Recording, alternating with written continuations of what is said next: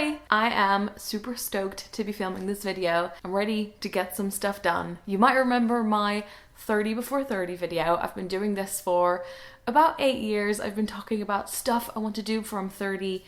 I made the list ages ago. If you want to see a full update video on how I was doing, I guess at the beginning of this year, I'll put a link to that in the description in case you'd like to catch up. But today's video is about one specific goal that I want to complete from that list. I'm turning 30 in January, so there's a little bit of time left, and I kind of thought I would probably need a full month to finish this goal. You'll already have seen it from the title, but I'll be reading all of Jane Austen's books in November. So here's the full set. This edition was done by Vintage Classics, and when this came out, they kindly sent me the full set, and I actually have been really scared to rough these up basically, but I'm going to be carrying them with me, so it's going to be happening. Let me very quickly give you a little peek. This is Sense and Sensibility, and then on the inside it has one of the patterns of the other books. So they make a very lovely set. Writer and illustrator Leanne Shapton did all of these. Now you might be asking, why do I want to do this? Is this just some arbitrary thing? Do I feel like I need to have read this to be well read? I think maybe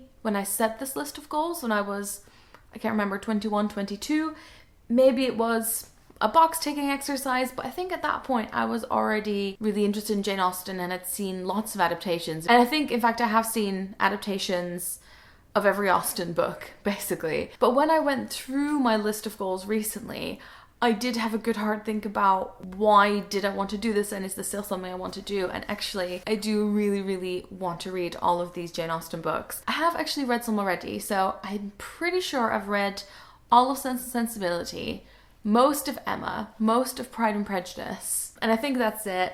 It was a long time ago though. I think Sense and Sensibility is probably the most recent one. What I have read, I have loved, but I do find that with classics, I have to have a good reason to get myself to read them, even though I enjoy them. Figured doing a full month of reading just Austen would be the perfect motivation, and I'm really excited to do this. So I'm going to tell you a little bit about how this month is going to go for me and how I'm planning it out. I have organized a screening at the end of the month, actually December 2nd, of Sense and Sensibility. I love that film so much. My flatmate Rosianna, I think, watches it all the time as well. And it's going to be in London at the Genesis Cinema in East London. It used to be my local cinema and I still love it. It's on December 2nd. It's on a Sunday, 1 p.m. All info will be in the description, but I would love for you to come along. We basically need to sell, I think it's 66 tickets for it to actually happen. So if you're planning on coming, please do buy your ticket early so we can make sure we've sold enough. I actually did one of these screenings maybe 2 years ago for Pride and Prejudice. The Keira Knightley version